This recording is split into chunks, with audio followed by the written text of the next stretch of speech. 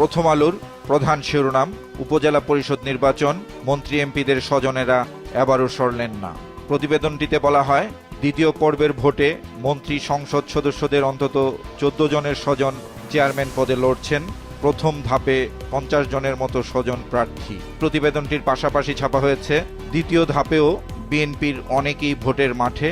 প্রথম আলোর দ্বিতীয় প্রধান শিরোনাম, আবহাওয়া পরিস্থিতি নিয়ে, বর্ষা মৌসুমে দেশে এবার বেশি বৃষ্টি হতে পারে, 35 বছরের মধ্যে সর্বোচ্চ তাপমাত্রা।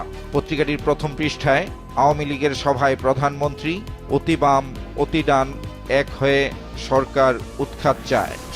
সমকালের মূল পত্রিকার প্রধান শিরোনাম, জীবন ওলটপালট করে গেল আগ্রাসী এপ্রিল।